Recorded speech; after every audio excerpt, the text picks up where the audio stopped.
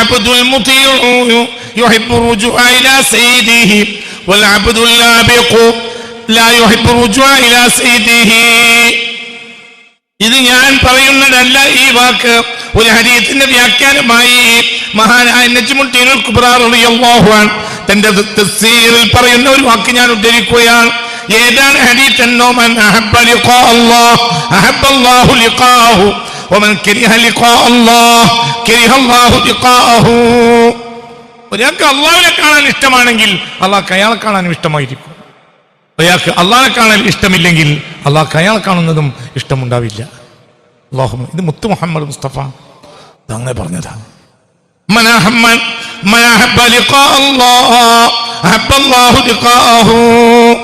ഒരാൾക്ക് അള്ളാഹുവിനെ കാണാൻ ഇഷ്ടമാണെങ്കിൽ അള്ളാഹുവിന് അയാളെ കാണാൻ ഇഷ്ടമായിരിക്കും. ഒരാൾക്ക് അള്ളാഹിനെ കാണുന്നത് ഇഷ്ടമല്ലെങ്കിൽ അയാളെ കാണുന്നത് അള്ളാഹുവിനും ഇഷ്ടമുണ്ടാവില്ല. അള്ളാഹു നമ്മളെ ആദ്യം പറഞ്ഞ വിഭാഗത്തിൽ ഉൾപ്പെടുത്തി തരട്ടെ. അള്ളാഹു തൗഫീഖ് തരട്ടെ.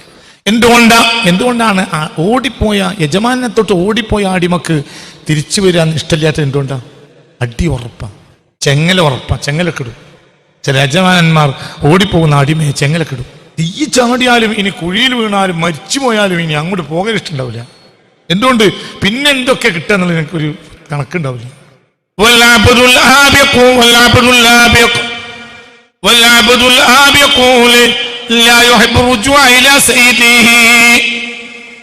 ഞങ്ങളോടൊരു കാര്യം ചിന്തിച്ചു പറയണത്, അല്ലാഹു സുബ്ഹാനഹു വ തആല പരിശുദ്ധ ഖുർആനിൽ ഇസ്രായേല്യരുടെ സ്വഭാവത്തെ പറ്റി പറഞ്ഞ ഒരു ആയത്തുണ്ട്. വലതജിദന്നഹും അഹ്റസൻ നാസി അലാ ഹയാ. ഇസ്രായേല്യർ വളരെ അക്രമികളായി മാറിയപ്പോൾ വലതജിദന്നഹും അഹ്റസൻ നാസി അലാ ഹയാ, ജീവിക്കാൻ വലിയ അത്യാർത്തിയാണ് അവർക്ക്. ومن الذين أشركوا يود أحدهم لو يعمر 1000 سنة. 1000 കൊല്ലം ജീവിച്ചാൽ എന്ന് കൊടികോട് നടക്കുകയാണ് അവര്. യവദ്ദു അഹദുഹും, അവർ ഓരോരുത്തരും ആഗ്രഹിക്കാൻ ലൗ യുഅമ്മറു 1000 സന, 1000 കൊല്ലം ഈ ഭൂമി ജീവിച്ചെങ്കിൽ. ഇസ്രായേലിയർ അക്രമികളായി. അള്ളാഹു നമ്മളെ കാത്തുരക്ഷിക്കട്ടെ. ആർക്ക് ശേഷം? സയ്യിദുനാ മൂസാക്ക് ശേഷം അലൈഹിസ്സലാം. പിന്നെ അവരെ മട്ടുമാറി. പിന്നെ അവരെന്തായി? പിന്നെ ജീവിക്കാൻ കൊടിയോടെ നടന്നു. യവദ്ദു അഹദുഹും ലൗ യുഅമ്മറു 1000 സന. ഈ 1000 സന എന്നൊരു പ്രയോഗമാണെന്ന് ഇമാം ഫഖ്റുദ്ദീൻ റാസി റളിയല്ലാഹു അൻഹു തഫ്സീറുൽ കബീറിൽ പറയുന്നുണ്ട്. 1000 എന്നതൊരു ഒരു പ്രയോഗമാണ്. എന്ത്? 1000 കൊല്ലം ഇവിടെ പാർക്കണം എന്നാണ് അവരുടെ പൂതി. അതിൻ്റെ അർത്ഥം 1000 കൊല്ലം തികയണമെന്ന് ഇസ്രായേൽ വന്ന ആയിക്കോട്ടെ എന്നവർ പറയില്ല. പിന്നെ അവരെ പൂതി 1000 കൊല്ലം പാർക്കണം എന്നാണ്. രണ്ടാമത്തെ 1000 പിന്നെ ഇസ്രായേൽ വന്നാലും പിന്നെ അവരെ പൂതി അവർക്കൊന്നും പോകാനേ കൂടിയില്ല. എന്തുകൊണ്ട്? ഇവർക്ക് അള്ളാഹുവിനെ പറ്റി ലേശൊരു ധാരണ ഉണ്ട്. നിരീശ്വരവാദിയും മതവാദിയും തമ്മിൽ വ്യത്യാസം ഉണ്ടാവും. നിരീശ്വരവാദിക്ക് പടച്ചോനെ പറ്റി ഒരു ബോധം ഉണ്ടാവില്ല. അതൊന്നും മരിക്കാൻ അവനൊരു പേടി ഉണ്ടാവില്ല. രണ്ട് കൂട്ടക്കാർക്ക് മരിക്കാൻ പേടി ഉണ്ടാവില്ല. ഒന്ന് ഔലിയാക്ക് മരിക്കാൻ പേടി ഉണ്ടാവില്ല, രണ്ട് നിരീശ്വരവാദിക്കും പേടി ഉണ്ടാവില്ല.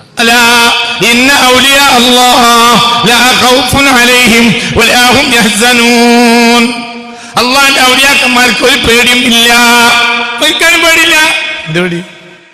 എന്തുകൊണ്ട്? അവരാരാ? അള്ളാന്റെ ഔലിയാക്കന്മാരാണ്. മരിക്കാൻ പേടിയില്ല. അതിന് അത്രമാത്രം അവർ ചെയ്ത് അള്ളാഹിനെ പൊരുത്തപ്പെടിച്ചിട്ടുണ്ട്. അള്ളാഹു അവരിൽ തൃപ്തനാണ് എന്നവർക്ക് ഇഷാറത്തും കിട്ടിയിട്ടുണ്ടാവും. പിന്നെ അവർക്ക് എന്താ പ്രശ്നം? ക്ലാസ് പരീക്ഷ കഴിഞ്ഞതിന് നേരെ പിറ്റേന്ന് എന്തോ ഒരു അത്യാവശ്യത്തിന് നമ്മൾ സ്കൂളിൽ ഉണ്ടായില്ല. പിറ്റേ ദിവസം സ്കൂളിലേക്ക് പോകുന്നതിന് മുമ്പ് ചങ്ങായി വന്ന് പറഞ്ഞു, ഫസ്റ്റ് ഫുള്ളിന് A+ നിനക്കാണ്. നിനക്ക് എല്ലാവർക്കും എല്ലാം കൂടിയിട്ടൊരു സമ്മാനം നൽകാൻ തീരുമാനിച്ചിട്ടുണ്ട്. സമ്മാനം വാങ്ങിക്കൊണ്ടുവന്നപ്പോഴാണ് ഇജി ഒന്ന് വന്നിട്ടില്ല എന്ന് മനസ്സിലാക്കിയത്. ഏതായാലും നാളെ രാവിലെ കൊടുക്കാന്ന് പറഞ്ഞു, ഉസ്താദ് മാഷോടെ വെച്ചിട്ടുണ്ട് എന്ന് പറഞ്ഞാൽ അതവൻ അറിഞ്ഞാൽ പിറ്റേന്ന് അവൻ ഉമ്മാനോട് ഇടക്കിടക്ക് ചോദിക്കും, ഉമ്മ നേരം വെളുത്തില്ലേ? തിരിച്ച് ഒരു വാക്ക് തെറ്റിയപ്പോൾ അത് 500 വട്ടം എഴുതണം എന്ന് പറഞ്ഞ് മാഷ് തൽക്കാലം ഒരു 2 അടി കൊടുത്തു. ഞാൻ 500 വട്ടം എഴുതണം, ഇത് 500 വട്ടം എഴുതണം, ഇല്ലെങ്കിൽ ബാക്കി നാളെ കാണിച്ചു തരാം. മനസ്സിലായില്ലേ? ഇവന് കുറച്ചൊക്കെ വലിയ കളിക്കാരനാണ്. അപ്പോൾ അവൻ എന്തില് കുറച്ചൊക്കെ എഴുതി. 50 വട്ടം കഴിഞ്ഞിട്ടില്ല, 500 വട്ടം എഴുതേണ്ടതാണ്. ആ കുട്ടിയോട് നേരം വെളുത്ത് 7 മണിയായാലും ഉഠോ എണീക്കടോ, എണീക്ക്, സൂര്യൻ ഉച്ചില്ലേ, എണീക്ക് അമ്മ പറഞ്ഞാലും എന്താ ഇല്ല, എണീക്കാൻ തോന്നും. എന്തുകൊണ്ട്? മറ്റവന്റെ മനസ്സിൽ ഇവന് വേണ്ടി അവിടെ സൂക്ഷിച്ചു വെച്ചിട്ടുള്ള സമ്മാനമാണ്. മറ്റവന്റെ മനസ്സിൽ മാഷ കയ്യിലുള്ള സൂര്യല്ല, മാഷിന്റെ കാരണം, മാഷിന്റെ ശൗര്യം കാരണം മാഷിന്റെ പേരെന്നെ സ്കൂളിൽ സിംഹം എന്നാണ്. സിംഹം എന്ന പേരുള്ള മാഷിന്റെ കയ്യിലാണ് ഇന്ന് അകപ്പെടാൻ പോണത്. 500 വട്ടം എഴുതാൻ പറഞ്ഞിട്ട് എത്ര എഴുതിയിട്ടില്ല? 50 എഴുതിയിട്ടില്ല. രണ്ട് മനസ്സാണ്.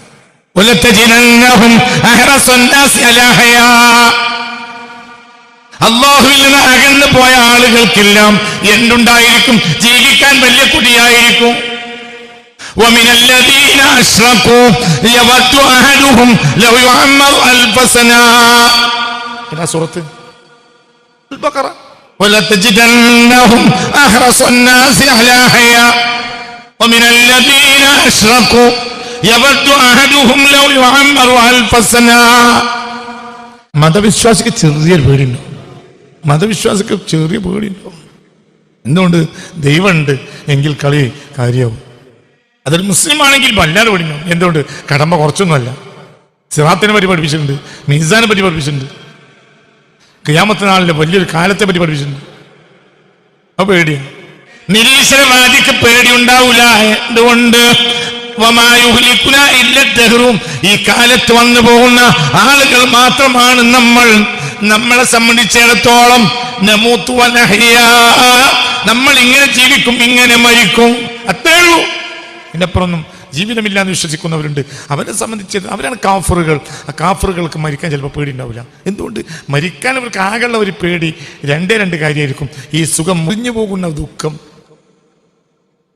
ഒന്ന്, 2 ഈ സുഖം മുറിഞ്ഞു പോകുന്ന ഒരു ദുഃഖം. അത് മനസ്സിലായില്ലേ? ആ മുറിയുമ്പോഴുള്ളൊരു വേദനയിലുള്ള ഒരു പ്രയാസം, അത്രേ ഉള്ളൂ. പിന്നെന്ത്? മനസ്സിലായോ? ചിന്തിക്കണം. ഒരു പ്രശ്നമൊന്നും ഉണ്ടാവില്ല. അതേ സമയത്ത് ഒരു മതവിശ്വാസിയെ സംബന്ധിച്ചിടത്തോളം ദൈവമുണ്ട് എന്ന് വിശ്വസിക്കുന്ന ഒരു മതവിശ്വാസിയെ, അതേത് മതക്കാരനാണെങ്കിലും മരിക്കാൻ കുറച്ച് പേടിയുണ്ടാവും. അള്ളാഹു നമ്മെ കാത്തുരക്ഷിക്കട്ടെ. മനസ്സറിഞ്ഞാമീൻ പറയും, അള്ളാഹു നമ്മെ കാത്തുരക്ഷിക്കട്ടെ. അതൊരു മുസ്ലിം ആണെങ്കിൽ പറയും വേണ്ട, പ്രശ്നമായിരിക്കും.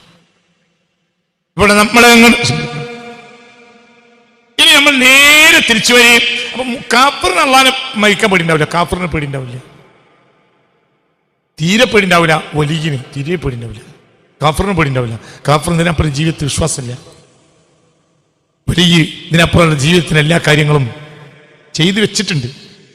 യാ അയ്യത്തുഹൻ നഫ്സുൽ മുത്മഇന്നത തുർജിഇ ഇലാ റബ്ബികി റാദിയതൻ മർദിയ ഫദ്ഖുലി ഫീ ഇബാദി വദ്ഖുലി ജന്നതി. അവർ സന്ദേശം കേൾക്കുന്നുണ്ട്, തിരിച്ചു പോരി പേടിയൊന്നുമില്ല. ഉമർ ഇബ്നുൽ ഖത്താബ് റളിയല്ലാഹു അൻഹു മൂട്ട് കാട്ടിയ ഒരു ജനതയോട് പറഞ്ഞില്ലേ, മര്യാദക്ക് നിന്നില്ലെങ്കിൽ ഞാനൊരു പട്ടാളത്തെ അയക്കും. എന്റെ പട്ടാളത്തിന്റെ സ്വഭാവം എന്തെന്നാൽ നിങ്ങൾക്ക് ജീവിക്കാനുള്ളതിനേക്കാൾ കൊതി എന്റെ പട്ടാളത്തിന് മരിക്കാനാണ്. സുബ്ഹാനല്ലാഹ്. ആര് പറഞ്ഞു? ഉമർ ഇബ്നുൽ ഖത്താബ്. ഒരു ദേശത്തെ മൂട്ട് കാട്ടിയ ഒരു ജനത, വല്ലാതെ അക്രമം അഴിച്ചു വിട്ട, ഒരു നന്മക്കും സഹകരിക്കാത്ത ഒരു ജനതയോട് അവരോട് പറയേണ്ടി വന്നു, സയ്യിദ് ഉമർ ഇബ്നുൽ ഖത്താബ്, ഞാനൊരു ജയ്ഷിനെ സൗർസിൽ അലൈക്കും ജയ്ഷൻ, ഞാൻ നിങ്ങളുടെ മേൽ ഒരു പടയെ പറഞ്ഞേക്കാൻ നിർബന്ധിതനായി. മരണമാണ് അവർക്ക് ഏറ്റവും ഇഷ്ടം.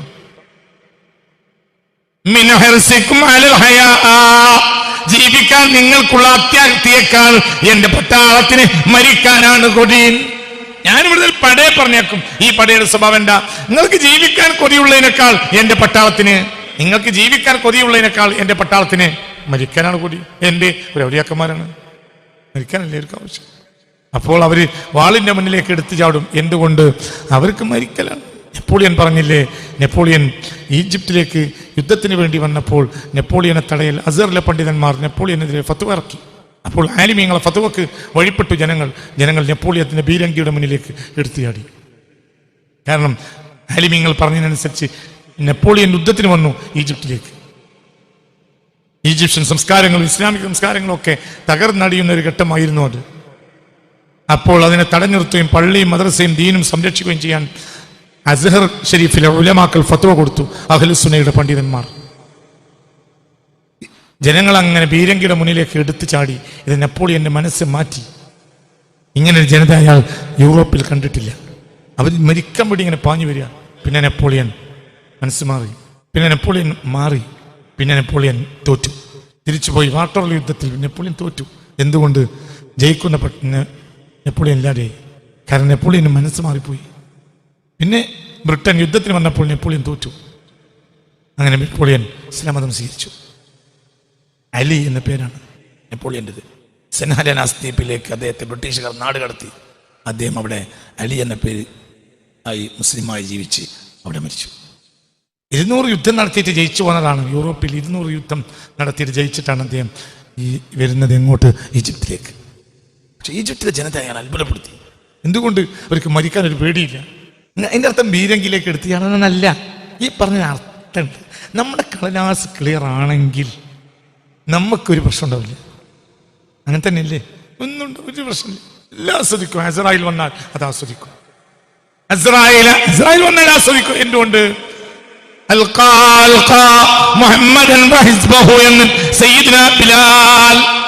ബിലാൽ റളിയല്ലാഹു അൻഹു മരിക്കാൻ ഒരുങ്ങുമ്പോൾ എല്ലാവരും കരഞ്ഞു. ബിലാൽ ചിരിച്ചു. മരിക്കാൾ ചിരിക്കുക, നാട്ടുകാർ കരയുക. ബിലാൽ റളിയല്ലാഹു അൻഹുവിനെ നഷ്ടപ്പെടുന്ന ദുഃഖത്തിൽ നാട്ടുകാർ കരയുകയും ബിലാൽ റളിയല്ലാഹു അൻഹു ചിരിക്കുകയും.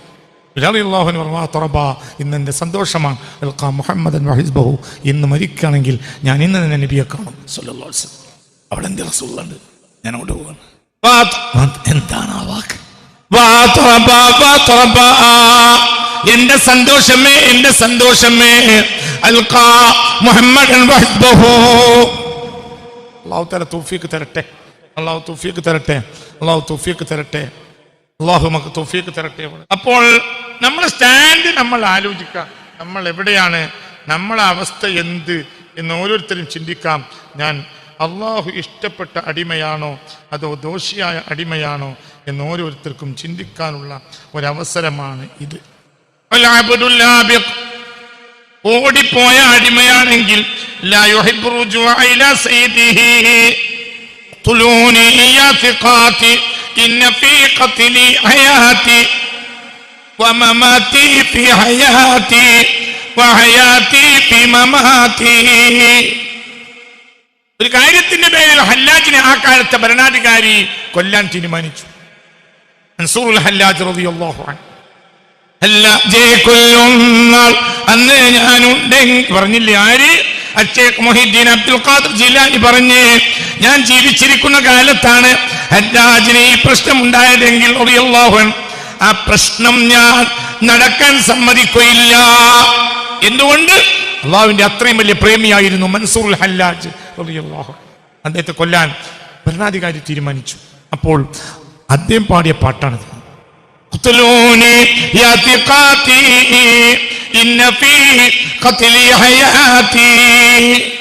എന്നെ കൊന്നാൽ കൊല്ലൽ നിർബന്ധമാണെന്ന് വിചാരിക്കുന്നവരെ എന്നെ നിങ്ങൾ കൊല്ലുക. എന്തുകൊണ്ട് എന്നെ നിങ്ങൾ കൊല്ലുക? ഇന്ന ഫീ ഖത്ലി ഹയാത്തി, എന്റെ കൊലയിലാണ് എന്റെ ജീവിതമുള്ളത്. ജീവിക്കാൻ പോവാണ്. നിങ്ങൾ കൊന്ന ഞാൻ ജീവിക്കും. ഇന്ന ഫീ ഖത്ലി ഹയാത്തി വമമാതി ഫീ ഹയാതി വഹയാതി ഫീ മമാതി വമമാതി ഫീ ഹയാതി വഹയാത് വമമാതി ഫീ ഹയാതി. എന്റെ ഈ ലോക ജീവിതത്തിൽ എന്റെ മരണമാണുള്ളത്. ഞാൻ ഇന്നലെ മെച്ചോനെ പോലെ തന്നെയാണ്. ഒന്നും ചെയ്യാൻ കഴിയുന്നില്ല. ഒന്ന് പിന്നെ ഈ ലോകത്തെ കെട്ടും മട്ടും ഇവിടുത്തെ രീതികളും എനിക്ക് സ്വീകരിക്കാൻ കഴിയുന്നില്ല.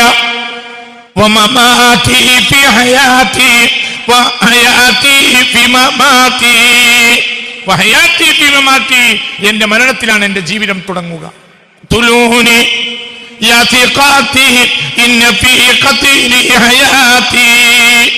ആരാ ഇത് ചൊല്ലിയത്? മൻസൂറുൽ ഹല്ലാജ് റളിയല്ലാഹു അൻഹു. എന്തുകൊണ്ട്? ഒരിക്കൽ പ്രയാസമില്ല, അവർക്കൊരു പ്രയാസവുമില്ല. അവർ സന്തോഷത്തെ കാണുകയാണ്. എന്തുകൊണ്ട്? അള്ളാഹുവിലേക്ക് പോയ അടിമയെ സംബന്ധിച്ചിടത്തോളം, അള്ളാഹുവിന് ജീവിച്ചു പോയ അടിമയെ സംബന്ധിച്ചിടത്തോളം ഒരു പ്രയാസം ഉണ്ടാവില്ല. നമ്മുടെ സ്റ്റാൻഡ് എന്താണ്? നമുക്ക് എത്ര ആയാലും ദുനിയാവിലെ ജീവിതത്തിന്റെ കൊതി തീർന്നിട്ടില്ല. ദുനിയാവിൽ ജീവിക്കരുതെന്നല്ലേ പറഞ്ഞതിനർത്ഥം. മരിക്കുക എന്നുള്ളത് ഒരു വിഷമം പോലെയാണ് നമ്മുടെ മനസ്സിൽ. ജീവിതം നമ്മൾ ഇന്ന് ആസ്വദിച്ചുകൊണ്ടിരിക്കണം. അള്ളാഹു നമ്മളെ കാത്തിരക്ഷിക്കട്ടെ. മനസ്സറിഞ്ഞ് പറയും, അള്ളാഹു നമ്മളെ കാത്തിരക്ഷിക്കട്ടെ. വളരെ നമ്മൾ ചിന്തിക്കണം. അതിനർത്ഥം ജീവിക്കണ്ട എന്നല്ല, പക്ഷെ നമ്മൾ സ്റ്റാൻഡിന് പുറത്തേക്ക് പോയി എന്നതാണ്. നമ്മൾ സ്റ്റാൻഡിന് പുറത്ത് പോയി എന്നതാണ് നമ്മൾ മനസ്സിലാക്കേണ്ടത്. നമുക്ക് എല്ലാവർക്കും സുഖമാണ്. സുഖമാണെന്ന് പറഞ്ഞാൽ ആചാരവാക്കാണെങ്കിൽ ശരിയാണ്, സുഖം ആണ് എന്നത് നിങ്ങൾ മനസ്സറിഞ്ഞ് പറഞ്ഞതാണെങ്കിൽ നമ്മൾ സ്റ്റാൻഡ് പുനഃപരിശോധിക്കേണ്ടതുണ്ട്. അല്ലാതെ പഴയ കാലത്ത് ഈ കാർഡിൽ എഴുതി വിടുമ്പോൾ എഴുതി വിട്ടിരുന്നു എന്ത്, ഇവിടെ എനിക്കും കുട്ടികൾക്കും സുഖം തന്നെ, അവിടെ ഞങ്ങളെയും അങ്ങനെ വിചാരിക്കുന്നു. അത് പട്ടിണി അടക്കാണെങ്കിലും അങ്ങനെയാണ് എഴുതി വിടുക. ഇപ്പൊ കത്തെഴുത്തില്ലാത്തത് കൊണ്ടാണെന്ന് അറിയാത്തത്. ഇതാണ് നമുക്ക് നമ്മൾ ഇങ്ങനെ മാത്രമേ സുഖം എന്ന് പറഞ്ഞ് നിങ്ങൾ വിചാരിച്ചിട്ടുള്ളെങ്കിൽ കുഴപ്പമില്ല. അതല്ല, എനിക്ക് സുഖമാണ്, നിങ്ങൾക്ക് ഓരോരുത്തർക്കും സുഖമാണെന്ന് തോന്നുന്നുണ്ടോ, നമ്മൾ പുനഃപരിശോധിക്കേണ്ടതുണ്ട്. എന്തുകൊണ്ട്? നമുക്ക് സുഖം ഉണ്ടാകാൻ പാടില്ല. നമ്മൾ റൈറ്റിലാണെങ്കിൽ സുഖം ഉണ്ടാവില്ല, റൈറ്റിലാണെങ്കിൽ സുഖം ഉണ്ടാവില്ല. റൈറ്റിലാണ് നമ്മൾ നേരായ വഴിക്കാണെങ്കിൽ എങ്ങനെ ഭയങ്കര പ്രയാസം തന്നെയല്ലേ, പ്രയാസം.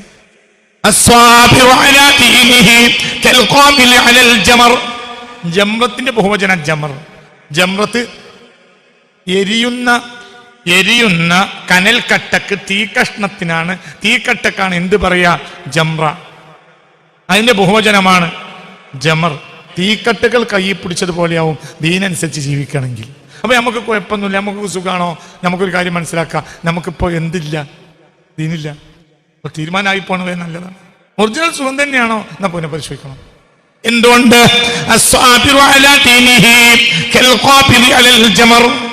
തീക്കട്ട കെട്ടകൾ പിടിച്ചതുപോലെയായിരിക്കും അവസാന കാലത്ത് ഒരാൾ ദീനിന്മേൽ ക്ഷമിച്ചു നിൽക്കാൻ. ഭയങ്കര പ്രയാസമായിരിക്കും, ഭയങ്കര പ്രയാസം. സ്വന്തം വീട്ടിൽ പ്രയാസമായിരിക്കും, ഭാര്യയുടെ മുന്നിൽ പ്രയാസമായിരിക്കും, മക്കളുടെ മുന്നിൽ പ്രയാസമായിരിക്കും, അയൽവാസികളുടെ മുന്നിൽ പ്രയാസമായിരിക്കും, എല്ലാം പ്രയാസമായിരിക്കും. അക്കാലത്ത് ഒരാൾ ദീനനുസരിച്ച് ജീവിച്ചാൽ അവർക്ക് 50 യോദ്ധാക്കളുടെ പ്രതിഫലം ഉണ്ടാകും എന്ന് പുണ്യ മുഹമ്മദ് മുസ്തഫ. ഒരു ഹദീസിൽ 100 ഷഹീദിന്റെ കൂലി ഉണ്ടാവും. അല്ലാഹു നമുക്ക് നാഫിയായ ഇൽമിനെ തരട്ടെ. ഇവിടെ 2 അടിസ്ഥാനപരമായ കാര്യങ്ങളുണ്ട്. അൽ-അബ്ദുൽ മുതിഉ യുഹിബ്ബു റുജൂഅ ഇലാ സയ്യിദിഹി വൽ അബ്ദുൽ ലാബിഖു ലാ യുഹിബ്ബു റുജൂഅ ഇലാ സയ്യിദിഹി. വൽ അബ്ദുൽ മുതിഉ അനുസരണയുള്ള അടിമ യുഹിബ്ബു റുജൂഅ ഇലാ സയ്യിദിഹി, സയ്യിദിലേക്ക് തിരിച്ചു പോകാൻ വലിയ ഇഷ്ടമായിരിക്കും. എന്തുകൊണ്ട്? ഒന്ന് ഇവിടുത്തെ പ്രയാസം. ഉമ്മ കഞ്ഞിക്ക് വിളിച്ചെങ്കിൽ എന്ന് ആഗ്രഹിക്കുന്നത് എന്തുകൊണ്ടാണ് ആഗ്രഹിക്കുന്നത്?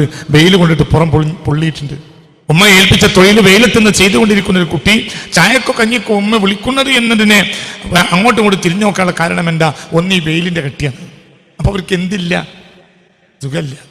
അപ്പോൾ പിന്നെ ആ സുഖം എന്ന് പറഞ്ഞ വാക്കിന് വരുമ്പത്തൂടെ ഒരാൾ നടന്നു പോയപ്പോ എന്താ പറയാനെ, സുഖം തന്നെയല്ലേ? ആ സുഖമാണ്. അപ്പൊ നമ്മൾ പറയുന്നത് ആപിച്ച മര്യാദ വാക്കാണ്. എന്തൊക്കെ വർത്താനം?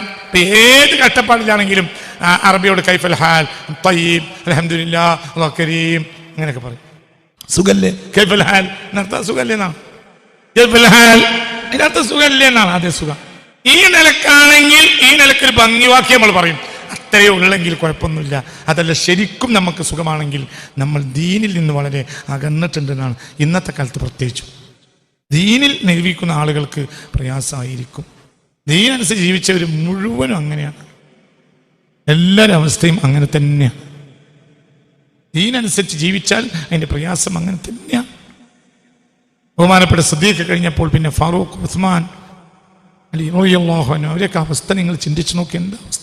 എന്താ അവസ്ഥ? എങ്ങനെയാ ഇമാം ശാഫി മരിച്ചത് എന്ന് നീ ചിന്തിക്കുക. നിനക്കും എനിക്കും വളരെ സുഖമാണെങ്കിൽ ഒരർത്ഥം എന്താ? സുഖത്തിന്റെ പിന്നാലെയാണ് നാം ഓടുന്നതെങ്കിൽ, സുഖത്തിന്റെ പിന്നാലെയാണ് നാം ഓടുന്നതെങ്കിൽ ഈ സുഖം മുറിച്ചു കളയുന്ന കാര്യം നമുക്ക് അലോരസമുണ്ടാക്കും. അതേ സമയത്ത് നമ്മുടെ ജീവിതം നിയമത്തിനനുസരിച്ചാണെങ്കിൽ അതനുസരിച്ചുള്ള പ്രയാസം നമുക്കുണ്ടായിരിക്കും.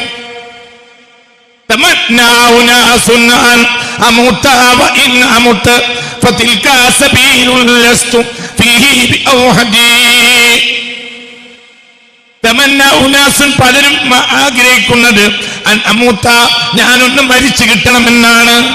ആര് പാടിയടാ? ഇമാം ശാഫി. 54 വയസ്സേ ആയിട്ടുള്ളൂ. 54 വയസ്സേ ആയിട്ടുള്ളൂ. അപ്പോഴത്തിന് ലോകം കണ്ടായാലും എന്റെ ബെയ്ത്താണ് എന്ത്? പലരും ആഗ്രഹിക്കുന്നത് ഞാൻ മരിച്ചു കിട്ടണം എന്നാണ്. നേരം വൈകി പലർക്കും ഷാഫി മാമ മരിക്കാഞ്ഞിട്ട്. എത്ര ആയിട്ടുള്ളൂ വയസ്സ്?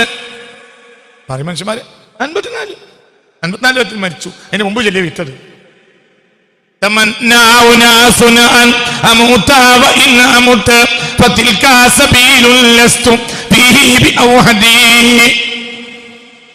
പലരും ആഗ്രഹിക്കുന്നത് ഞാനൊന്ന് മരിക്കണമെന്നാണ്.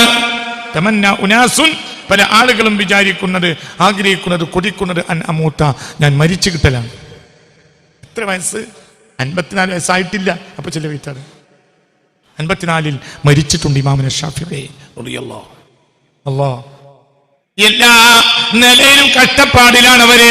ബഹുമാനപ്പെട്ട അബൂ ഹനീഫത്തുൻ നുഅ്മാൻ, ലോകമണ്ട ഇമാമാണ് അബൂ ഹനീഫത്തുൻ നുഅ്മാൻ. നമ്മൾ ഓരോരുത്തർ ചിന്തിക്കണം, നമുക്കൊരു സുഖമാണ് എന്ന് തോന്നുന്നുണ്ടെങ്കിൽ നമ്മൾ അബ്ദുൽ ആബിഖാൻ, അള്ളാഹുവിന്റെ കൽപ്പനയിൽ നേരെ അകന്നുപോയവരാ നമ്മൾ. അബ്ദുൽ ആബിഖാൻ, അൽ അബ്ദുൽ ആബിഖു, ഓടിപ്പോയ അടിമ. അള്ളാഹു അവസ്ഥയെ നമ്മെ കാത്തുരക്ഷിക്കട്ടെ. ദീനനുസരിച്ച് ജീവിക്കോ പ്രയാസം ഉണ്ടാവും, പക്ഷേ സയ്യിദ് അവനിൽ തൃപ്തനാണ് എന്ന ബോധം ഉണ്ടാവും. അതുകൊണ്ട് തിരിച്ചു ചെല്ലുമ്പോൾ സന്തോഷമുണ്ടാവും. അള്ളാഹു അവിടെ സന്തോഷിക്കാൻ നമുക്ക് തൗഫീഖ് തരട്ടെ. അള്ളാഹു തൗഫീഖ് തരട്ടെ. അള്ളാഹു തൗഫീഖ് തരട്ടെ. അള്ളാഹു തൗഫീഖ് തരട്ടെ. ദുനിയാവിൽ റബ്ബനാ ആതിനാ ഫിദ്ദുനിയാ ഹസന വഫിൽ ആഖിറതി ഹസന. ദുനിയാവിൽ ഹസനത്ത് കൊണ്ടുവരണ അതിന് വായനണ്ടാവും. റബ്ബനാ ആതിനാ ഫിദ്ദുനിയാ ഹസന, ദുനിയാവിൽ ഹസനത്ത് തരണം റബ്ബേ എന്ന് പറഞ്ഞതിന്റെ അർത്ഥം എന്താ? നല്ലോണം പൈസയും കായും പണവും കാറുബാറും കച്ചവടവും സൂപ്പർ മാർക്കറ്റും, എല്ലാ ആഴ്ചയും ഓരോ പുതിയ പുതിയ സൂപ്പർ മാർക്കറ്റ് ഉദ്ഘാടനം, പൈസയും ആളും പാളും വണ്ടിയും വേറും ഒക്കെയാണോ? ഈ ദുആ ചെയ്ത ആളെന്നെയാണ് സയ്യിദുനാ ഈസ. ലോകം കണ്ട ഫഖീറാണ് സയ്യിദുനാ ഈസ. അപ്പൊ അല്ലാഹുവിന് ഹസനത്തൊന്നും കൊടുത്തില്ലാന്നോ? ഈ ദുആ ചെയ്ത ആളെന്നെയാണ് അവരും. ഏത്? റബ്ബനാ ആതിനാ ഫിദ്ദുനിയാ ഹസന. ഈ ദുആ ചെയ്ത ആളെന്നെയാണ് സയ്യിദുനാ ഈസ. അഫ്ഖറു ദുനിയ, ലോകം കണ്ട ഏറ്റവും വലിയ ഫഖീർ ഈസ നബിയാണ്. എന്ത് അവർക്ക് അല്ലാഹുവിന് ഹസനത്ത് കൊടുത്തില്ലാന്നോ? അൽമാലു വൽബനൂന സീനത്തുൽ ഹയാത്തിദ് ദുനിയാ വൽബാഖിയാത്തുസ് സ്വാലിഹാത്തു ഖൈറുൻ ഇൻദ റബ്ബിക സവാബൻ വഖൈറുൻ അമലാ. അൽമാലു വൽബനൂന സീനത്തുൽ ഹയാത്തിദ് ദുനിയാ, സമ്പത്തും മക്കളും എല്ലാം ജീവിതത്തിന്റെ അലങ്കാരങ്ങളാണ്. എന്നാൽ വൽബാഖിയാത്തുസ് സ്വാലിഹാത്തു ഖൈറുൻ ഇൻദ റബ്ബിക സവാബൻ വഖൈറുൻ അമലാ, ശേഷിക്കുന്ന നന്മകൾ ചെയ്യാനാവുക, അതാണ് ഖൈറുൻ ഇൻദ റബ്ബിക സവാബൻ. എങ്ങനെ ആയിട്ട് എങ്ങനെ? അൽമാലു വൽബനൂന ഖൈറുൻ അമലാ അല്ലേ? ഏറ്റവും കൊതിക്കേണ്ടത് അതാണ്. ഏത്? വൽബാഖിയാത്തുസ് സ്വാലിഹാത്തു. അപ്പോൾ നമ്മൾ ഇവിടെ കൊതിക്കുന്ന ഈ കൊതിയിൽ പ്രധാനപ്പെട്ടത് എന്താ? ഇത് മറ്റൊക്കെ നിസ്സാരമാണ്. ആവശ്യമായ സമ്പത്ത് നിസ്സാരമാണ്. അത് പരിഹരിക്കാൻ റബ്ബിന് കഴിയും. ഉള്ള സമ്പത്ത് ഇട്ടോടിപ്പോയി ഇബ്രാഹിം റളിയല്ലാഹു അൻഹു. പിന്നെ ഒന്നുമില്ല. പിന്നെ ജീവിതം മുഴുവൻ സമ്പത്തില്ലാതെ സമ്പന്നനായി. സമ്പത്തില്ലാതെ സമ്പന്നനായി എന്ന് പറഞ്ഞപ്പോൾ എന്റെ കാരണം എന്താ? ഒരാൾ 400 ദിർഹം കൊടുത്തു മഹാനായ ഇബ്രാഹിം അബ്രാഹിമിനെ സ്വീകരിച്ചില്ല. എനിക്ക് നീ ഭാരം ഉണ്ടാക്കരുതെന്ന് പറഞ്ഞു. അല്ല, എന്തെങ്കിലും കയ്യിൽ വേണ്ട, എനിക്കെന്റെ ആഗ്രഹം മതി. ആഗ്രഹം ഉണ്ടാവുമ്പോൾ, എനിക്കെന്റെ ആഗ്രഹമാവുമ്പോൾ എൻ്റെ റബ്ബ് ഇറക്കി തരുന്നുണ്ട്. എനിക്കെന്റെ ആവശ്യം എന്താ? അപ്പൊ ദുനിയാവിലെ ഹസനത്ത് പറഞ്ഞാൽ അപ്പോൾ ആഗ്രഹിക്കുന്നത് കിട്ടലല്ലേ, ആവശ്യമായത് ആഗ്രഹിച്ച് കിട്ടലല്ലേ. അത് അല്ലാഹു തആല നടത്തി തരുന്ന ഒരു അവസ്ഥയിലേക്ക് നമ്മൾ ഉയർന്നു പോയാൽ പിന്നെ അവിടെ നമ്മൾക്ക് ഒരു നിക്ഷേപത്തിന്റെ ആവശ്യം ഉണ്ടാവില്ല. അതേ സമയത്ത് കൊതിക്കപ്പെടേണ്ട കാര്യം വൽബാഖിയാത്തുസ് സ്വാലിഹാത്തു ഖൈറു, വൽബാഖിയാത്തുസ് സ്വാലിഹാത്തു ഖൈറുൻ ഇൻദ റബ്ബിക തവാബൻ വഖൈറുൻ അമലാ. അപ്പോൾ നമ്മുടെ രീതി നമ്മൾ മാറ്റണം, നിലപാട് മാറ്റണം. പ്രയാസം എന്നുള്ളത് ക്ഷണികമായ ഒരു കാലത്താണ്, കുറഞ്ഞ കാലത്തെ പ്രയാസങ്ങൾ. ആ പ്രയാസത്തെ സഹിക്കാൻ മുഅ്മിനീങ്ങൾ തയ്യാറാകണം. മുഅ്മിനീങ്ങൾക്കെതിരായ പ്രയാസങ്ങൾ ഇനി അധികമായി വന്നുകൊണ്ടേയിരിക്കും. ഇത് ആഖിർ സമാനാണ്. അള്ളാഹു നമ്മളെ കാത്തുരക്ഷിക്കട്ടെ. അവിടെ നമ്മൾ എന്ത് ചെയ്യണം? നമ്മൾ ദീനിൽ ഉറച്ചു നിൽക്കണം, ദീനിന്റെ നിയമങ്ങൾ അനുസരിച്ച് നിൽക്കണം. തികച്ചും നിയമം പറഞ്ഞതിൻ്റെ പേരിൽ ഒരു പണ്ഡിതൻ പരമാവധി ഈ കഴിഞ്ഞ 1-2 ആഴ്ച ഒരു പണ്ഡിതൻ കേരളം മുഴുവനും അപമാനിക്കപ്പെട്ടു. നിയമം പറഞ്ഞതിന്റെ പേരിൽ അപമാനിക്കപ്പെട്ടു. നിയമം പറഞ്ഞതിന്റെ പേരിൽ ഒരു പണ്ഡിതൻ അപമാനിക്കപ്പെട്ടു. ആർക്കും അതിൽ ദുഃഖം ഉണ്ടായില്ല. മുസ്ലിമിന്റെ ബാധ്യതയാണ് അവിടെ ഒരുമിച്ച് നിൽക്കൽ. അതേ സമയത്ത് മുസ്ലിമാണ്, ഞങ്ങൾ ശരിയത്തുള്ളവരാണ്, ഞങ്ങൾ അങ്ങനെയാണ്, ഞങ്ങൾ ഇങ്ങനെയാണ് എന്ന് പറഞ്ഞവർ മുഴുവനും അദ്ദേഹത്തെ ട്രോളി. പല ഉന്നതന്മാരും ട്രോളി. അവർ വാദിക്കുന്നുണ്ട്, ഞങ്ങൾ ഉന്നതന്മാരായ മുസ്ലിമീങ്ങളാണ്. ഇവിടെ പറഞ്ഞതെന്താ? നിയമമാണ്. അപ്പോൾ ഒരു ചോദ്യം, മറ്റയാൾ അങ്ങനെയല്ലേ, മറ്റയാൾ ഇങ്ങനെയല്ലേ, മറ്റയാൾ അവിടെ ഉണ്ടല്ലോ, അതൊന്നും ഇവിടെ പറയേണ്ട വർത്താനല്ല. ഏതെങ്കിലും ഒരാൾ നിയമം അനുസരിക്കാത്തത് നിയമം അനുസരിക്കുന്ന ആളെ കൊഞ്ഞനം കുത്താനുള്ള മാനദണ്ഡമല്ല. അവിടെ അങ്ങനെ ഉണ്ടല്ലോ, ഇവിടെ അങ്ങനെ അത് പറയേണ്ട വിഷയമാണ്. ഒരു മനുഷ്യൻ ഒരു നിയമം പറഞ്ഞാൽ അത് രണ്ട് കാര്യം നോക്കണ്ടുള്ളൂ. ഒന്ന്, ആ നിയമമാണോ നോക്കണം. ഒന്ന്, രണ്ട്, ആ നിയമം അദ്ദേഹം പാലിക്കൊണ്ടോ നോക്കണം. ദുനിയാവിലെ എല്ലാ ആളുകളെയും നിയമം പാലിപ്പിക്കേണ്ട പണിയൊന്നും ഈ മനുഷ്യനില്ല. ഉണ്ടോ? എന്നിട്ടും കളിയാക്കി. എന്റെ കാരണം തന്നെ പ്രയാസം. അള്ളാഹ്ക്കെതിരായി എന്തെങ്കിലും ഈ മനുഷ്യൻ പറഞ്ഞു, നമസ്തക്ക് മദ്രസല്ലേ, മദ്രസയിൽ പെൺകുട്ടികൾ പഠിപ്പിക്കണില്ലേ, അത് നിർബന്ധപൂർവ്വം അനിവാര്യതയല്ലേ? അതാണോ സ്റ്റൈമ കയറ്റത്? ഇത്തരം കാര്യങ്ങൾ ആവർത്തിച്ചാൽ നിങ്ങൾ മദ്രസക്കെതിരെ തീരുമാനമെടുക്കുന്നതാണ് ഉത്സാരം. എന്തൊക്കെ കളിയാക്കന്നെ ഇപ്പോഴും കഴിഞ്ഞിട്ടില്ല. ഇപ്പോഴും കഴിഞ്ഞ് നിന്നിട്ടില്ല. നിന്നോ? ഇല്ല, കളിയാക്കന്നെ.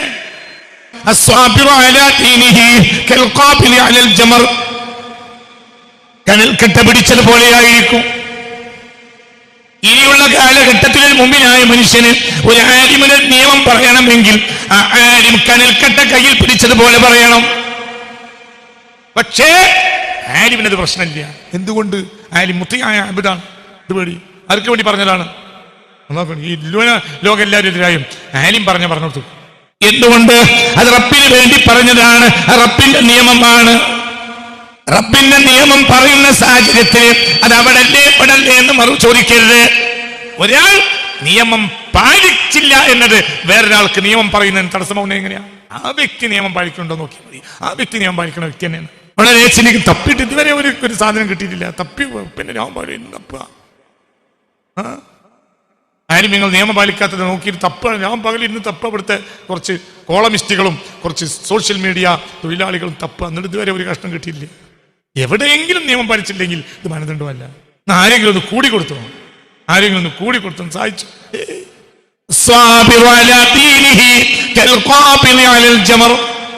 അത് നിയമമാണോ എന്ന് പരിശോധിക്കണം. ഇസ്ലാമിൽ അത് നിയമമാണ്. ഇസ്ലാമിൽ അത് അല്ലാഹുവിന്റെ നിയമമാണ്. അല്ലാഹുവിന്റെ നിയമം പാലിക്കാൻ മുസ്ലിം ബാധ്യസ്ഥനാണ്.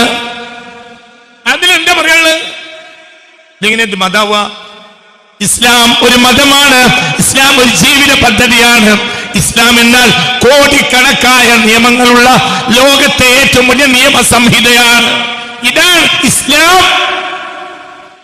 അത് പറയേണ്ട ബാധ്യതയാണ് ആലിമിൻ്റെത്. 5 വക്ത് നിസ്കരിച്ച് നെറ്റിമത്ത് അയമം വെച്ച് നടക്കണവരാണ് ആലിമിനെ ഞങ്ങളെ കളിയാക്കുന്നത്. ഒരു ആലിം ഒരു പൊതുവേദിയിൽ ഒരു നിയമം പറഞ്ഞു എന്നതിന്റെ പേരിൽ ഇനി ആ നിയമം അവിടെ പറഞ്ഞില്ല. നോക്കുക, ഈ നിയമം ആ ആലിം അവിടെ പറഞ്ഞില്ല. ശരി, ഈ ക്ലിപ്പ് വേറെ കുട്ടികൾ എടുത്തു വെക്കും. എന്നിട്ട് എന്ത് ചെയ്യും? എന്നിട്ട് ഒരു 10 ദിവസം 40 ദിവസം കഴിഞ്ഞ് വേറൊരു പ്രശ്നം ഉണ്ടാവുമോ ഇങ്ങോട്ടിടും. അപ്പൊ അങ്ങോട്ടും വയ്യ. എന്തേ ലക്ഷ്യം? അവരെ ലക്ഷ്യം ഇസ്ലാമിനെ തകർക്കുക എന്നുള്ളതാണ്. നമ്മളെ കാത്തി രക്ഷിക്കട്ടെ. അതൊന്നും ബേജാറാകണ്ട. നിയമം പാലിച്ച് തന്നെ മുസ്ലിം ജീവിക്കും. ഇൻഷാ അല്ലാഹ്. അള്ളാഹു തൗഫീഖ് തരട്ടെ. നിയമത്തിന് വേണ്ടി നിയമം 1947 ഇന്ത്യ സ്വാതന്ത്ര്യം കിട്ടിയതിന് ശേഷം, ഇന്ത്യ റിപ്പബ്ലിക്കായി വന്നതിന് ശേഷം ഇന്ത്യൻ ഭരണഘടന അതിനിടയിൽ ഉരുത്തിരിഞ്ഞു വന്നു. അംബേദ്കർ അടക്കമുള്ള ആളുകൾ, വലിയ വലിയ ബുദ്ധിജീവികൾ ഇന്ത്യക്കൊരു ഭരണഘടനയുണ്ടാക്കി. ആ ഫണ്ടമെന്റൽ റൈറ്റ്സിൽപ്പെട്ടതാണ് എന്ത്? മതനിയമങ്ങൾ അനുസരിച്ച് പാലിച്ച് ജീവിക്കാനുള്ള ഓരോ പൗരൻ്റെയും പൗരയുടെയും യഥാർത്ഥ അവകാശം ഈ രാജ്യം ഫണ്ടമെന്റൽ റൈറ്റ്സിൽപ്പെടുത്തിയിട്ടുണ്ട്. അത് ഈ രാജ്യത്തെ ഓരോ പൗരൻ്റെയും മൗലിക അവകാശമാണ്. അതുകൊണ്ട് അടിസ്ഥാനമാണ്. അതൊന്നും ഒരാൾക്ക് തകർക്കാൻ കഴിയില്ല. അതനുസരിച്ച് തന്നെ മുസ്ലിം ജീവിക്കും. അല്ലാഹു തആല തൗഫീഖ് തരട്ടെ. എന്തായാലും പിന്നെ പ്രയാസം സഹിക്കും. എന്തുകൊണ്ട് പ്രയാസം സഹിക്കും? അള്ളാഹുവിന് വേണ്ടിയല്ലേ പ്രയാസം സഹിക്കും. അതുകൊണ്ട് അവനവന്റെ സ്റ്റാൻഡ് പരിശോധിക്കുക. അൽ-അബ്ദുൽ മുതിഉ യുഹിബ്ബു റുജൂഅ ഇലാ സയ്യിദിഹി വൽ അബ്ദുൽ ലാബിഖു ലാ യുഹിബ്ബു റുജൂഅ ഇലാ സയ്യിദിഹി. ഇത് മഹാനായ നജ്മുദ്ദീൻ അൽ-കുബ്ര തങ്ങളുടെ വാക്കാണ് റളിയല്ലാഹു അൻഹു. ഏത് ഹദീസിന് വ്യാഖ്യാനം? മൻ അഹബ്ബ ലിഖാ അല്ലാഹി അഹബ്ബ അല്ലാഹു ലിഖാഅഹു വമൻ കരിഹ ലിഖാ അല്ലാഹി കരിഹ അല്ലാഹു ലിഖാഅഹു. ഒരാൾക്ക് അല്ലാഹുവിനെ കാണാൻ കൊതിയാണെങ്കിൽ അല്ലാഹുവിനെ അവനെ കാണാൻ കൊതിയായിരിക്കും. അല്ലാഹു ആ കൂട്ടത്തിൽ നമ്മെ ഉൾപ്പെടുത്തട്ടെ. അള്ളാഹു നമ്മെ ഉൾപ്പെടുത്തട്ടെ. അള്ളാഹു നമ്മെ സ്വീകരിക്കട്ടെ. അള്ളാഹു നമുക്ക് തൗഫീഖ് തരട്ടെ. മനസ്സറിഞ്ഞാമയും പറയും അള്ളാഹു തല തൗഫീഖ് തരട്ടെ. പ്രയാസങ്ങളൊന്നും പ്രയാസമല്ല, ഒരു പ്രയാസവും പ്രയാസമല്ല. അള്ളാഹുവിൻ്റെ സന്തോഷത്തിൻ്റെ ഭവനം നമ്മുടെ മുന്നിലുണ്ട്. ഇത് വളരെ ക്ഷണികമായ ഒരു കാലഘട്ടമാണ്. വളരെ ക്ഷണികമായ ഒരു കാലമാണ് ദുനിയാവ്. വളരെ കുറഞ്ഞ ഒരു കാലമാണ്. വളരെ കുറഞ്ഞ. നമ്മൾ ഈ ക്ലാസ് തുടങ്ങിയതിന് ശേഷം ഇപ്പോൾ ഈ ക്ലാസ്സിലുള്ള ആളുകളുടെ ഈ ക്ലാസ്സിൽ സ്ഥിരമായി വന്നിരുന്ന ആളുകൾ ഇപ്പോൾ ഈ ക്ലാസ്സിലുള്ളതിൻ്റെ ഒരു 50 ഇരട്ടി ആളുകൾ മരിച്ചു വെച്ചിട്ടുണ്ടാവും. 2000 നവംബർ 5 ക്ലാസ് തുടങ്ങുന്നത്. ആ ക്ലാസ് തുടങ്ങിയിട്ട് ഇന്ന് വരെയുള്ള ചരിത്രം നമ്മൾ എടുത്ത് പരിശോധിച്ചാൽ അതൊക്കെ വ്യക്തമായി അറിയുന്ന ആളുകൾ, മുന്നിൽ വന്നിരുന്ന ആളുകൾ.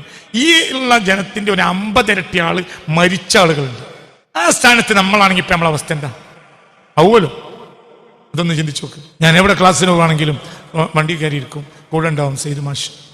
കഴിഞ്ഞ ആഴ്ച മരിച്ചു. ഇവിടെ ഞാൻ ആ കബറിങ്ങ പോയിന്നപ്പോൾ മനസ്സ് പൊട്ടിപ്പോയി. എത്ര ക്ലാസ്സിന് ഇത് ഒരു ദിവസം 4 ക്ലാസ്സിന് 4 ക്ലാസ് സെയ്ദ് മാഷ് വരും. പിന്നെ ഒരു രോഗിയായി മരിച്ചു. ഇവിടെ തന്നെ കബർ. ഞാൻ ആ കബർ കഴിഞ്ഞ ആഴ്ച കബർ പോയപ്പോൾ അടുത്ത് പോയപ്പോൾ ഞാൻ മനസ്സ് വേദന ആയിപ്പോയി. എന്തുകൊണ്ട്? അദ്ദേഹം ഒന്ന് മരിക്കുമെന്ന് നമ്മൾ സങ്കല്പിക്കൂല. മരിക്കൂന്നുള്ളതാണ്. പക്ഷെ നമ്മൾ തന്നെയല്ലേ അത്. ഇനിയിപ്പോൾ ഇവിടെ ആർക്കായിരിക്കും അടുത്ത തേലിയിലുണ്ടാവുക? ആർക്കറിയും? പറയുന്നോനോ കേട്ടോനോ?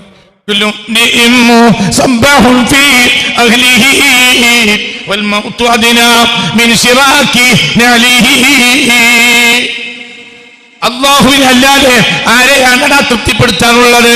അള്ളാഹുവിനെ അല്ലാതെ ആരെ തൃപ്തിപ്പെടുത്തിയാലാണടാ കാര്യമുള്ളത്? അള്ളാഹുവിനെ തൃപ്തിപ്പെടുത്തിയാൽ എന്താണടാ നഷ്ടമുള്ളത്? അള്ളാഹുവിനെ തൃപ്തിപ്പെടുത്താതെ നാട്ടുകാരെ തൃപ്തിപ്പെടുത്തിയാൽ എന്താണടാ ലാഭമുള്ളത്? ചിലർ പറയുന്നത് നാട്ടുകാർ രക്ഷപ്പെടൂലേന്ന്. എടാ, മൂക്കിൽ പഞ്ഞി വെക്കണവരല്ലേ നാട്. മൂക്കിൽ പഞ്ഞി വെച്ചിട്ട് 2 കുഴി വീഴ്ച അടി കൊണ്ടേ പിന്നെ അവിടെ എന്ത് നാടാ?